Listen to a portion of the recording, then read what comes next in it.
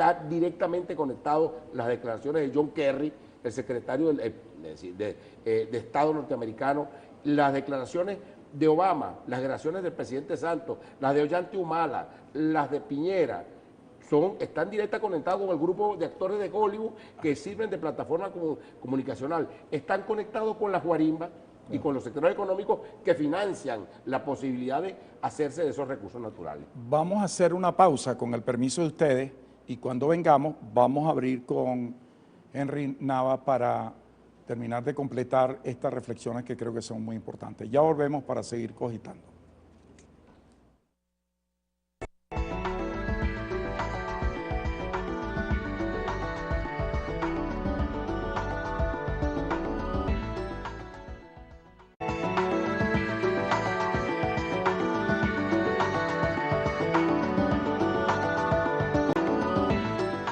Propongo formalmente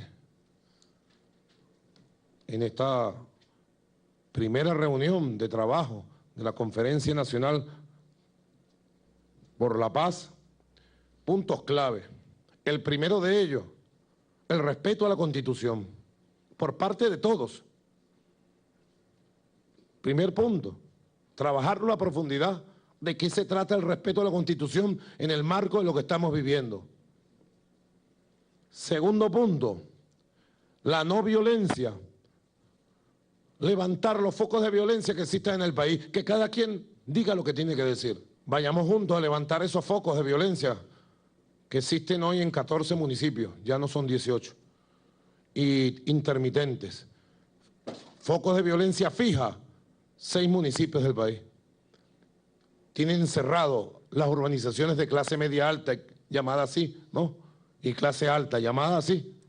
Los tienen encerrados, con violencia y mil cosas. No violencia es el segundo punto. No violencia. El tercer punto, la defensa de nuestro país. La defensa de nuestro país ante el intervencionismo, que no habíamos visto nosotros en 15 años. La defensa de nuestra soberanía.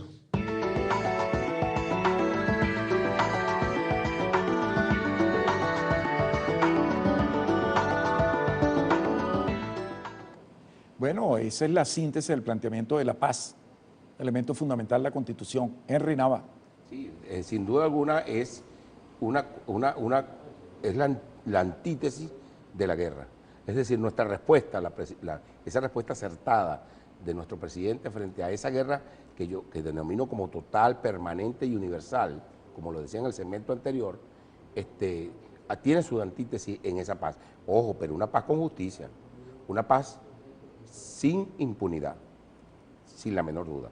Y decía, para aclarar más en relación a la guerra, que la guerra se traduce, como todos lo vemos, en una agenda tan bien montada que resultaría de verdad imposible para cualquier ser reflexivo no entender que se trata de una agenda compuesta por factores externos y externos muy bien ordenados, como lo vimos justamente en la conexión que existe entre la guarimba, la cacerola, las declaraciones de John Kerry, las declaraciones de Obama, injerencista sin duda, las declaraciones de Santos en principio, del presidente Santos colombiano, las declaraciones de Ollanta Humala, las declaraciones de Piñera, la presentación de un conjunto de actores y actrices, cantantes, controlados desde los grandes centros de comunicación y por supuesto por esa arma de guerra que se llama Hollywood.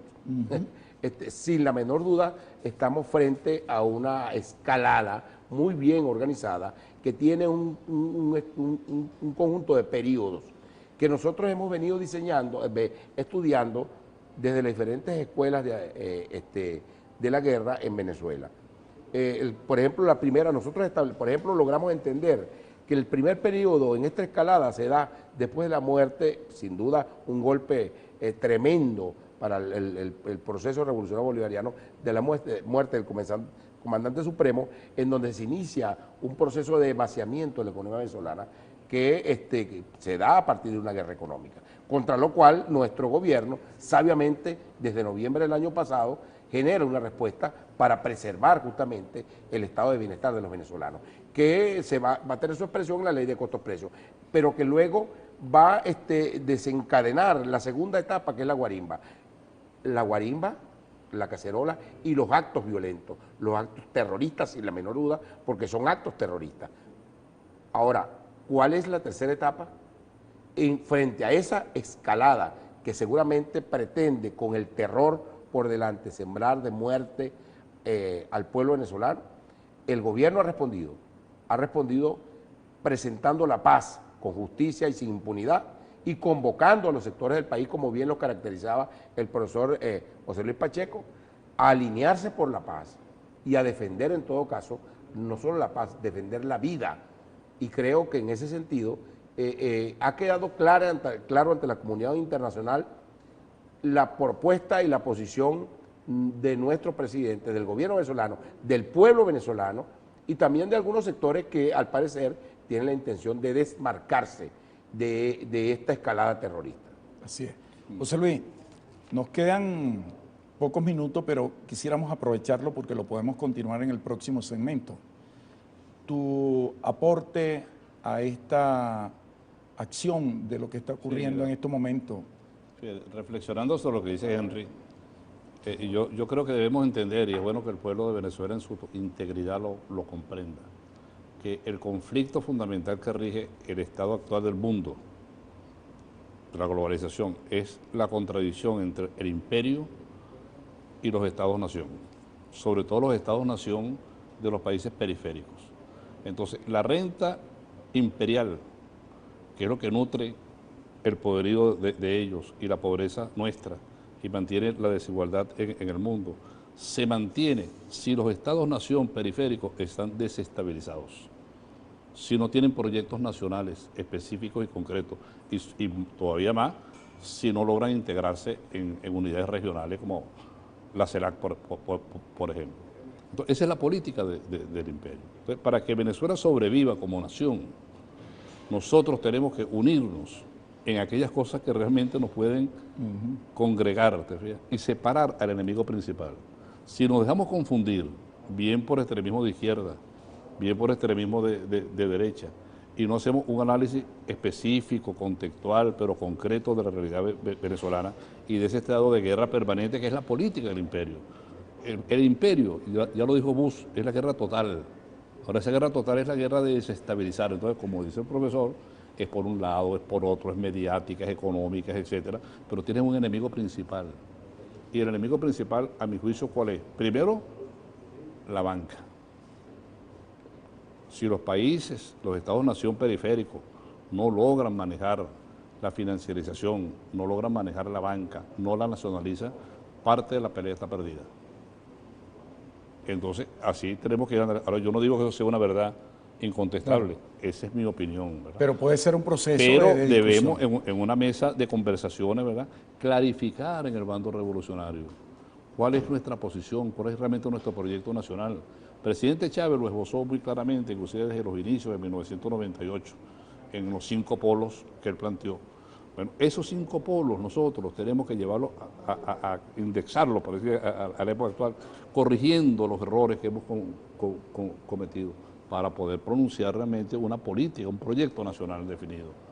Vamos a hacer nuevamente una pausa, pero me gustaría que esa idea la pudiéramos concluir en la medida que nos permite el tiempo en televisión, en el próximo segmento, porque John Kerry ha estado planteando por allí, el día viernes planteó que estamos trabajando cerca de Colombia y otros países para llevar a cabo algún tipo de mediación en relación a Venezuela. Ya volvemos.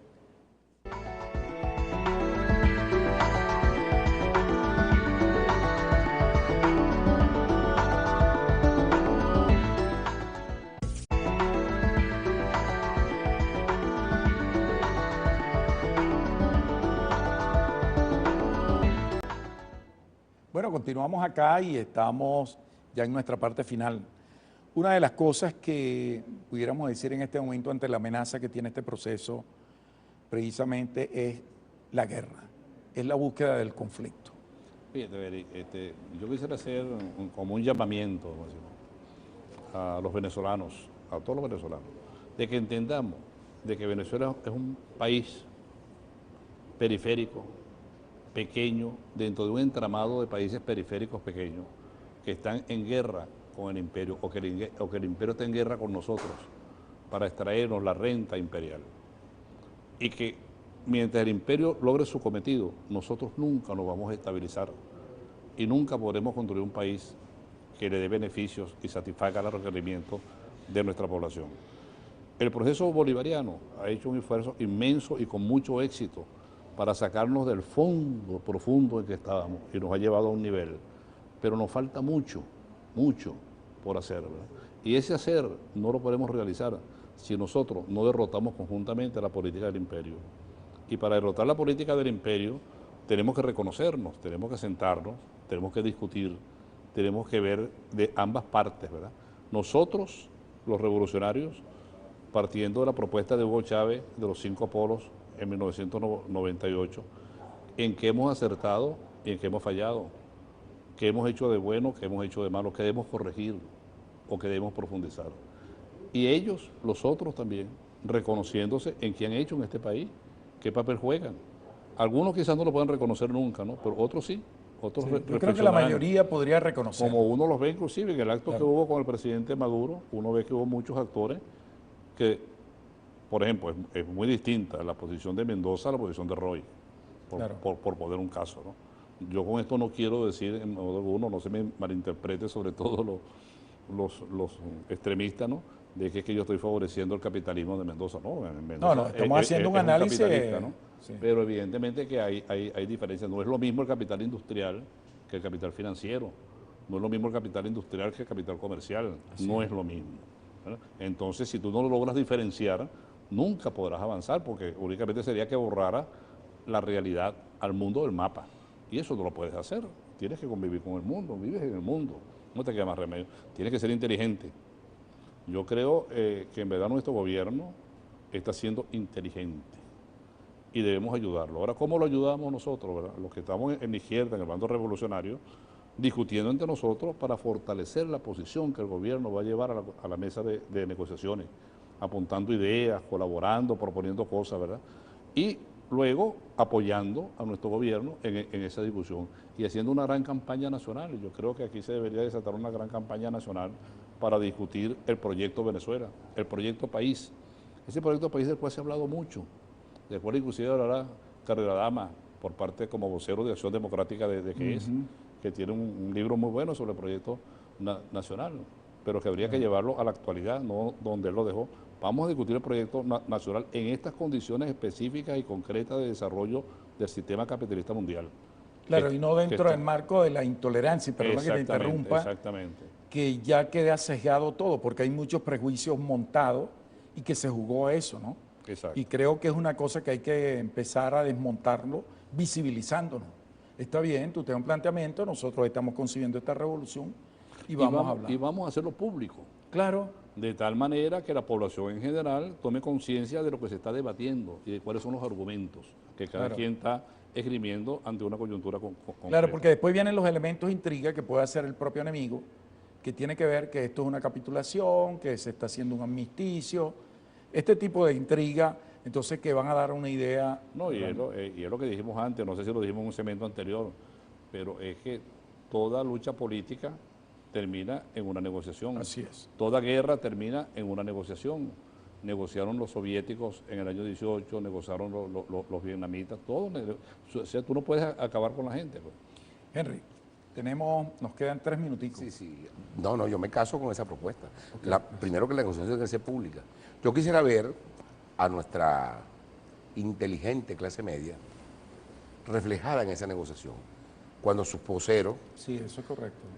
solicitan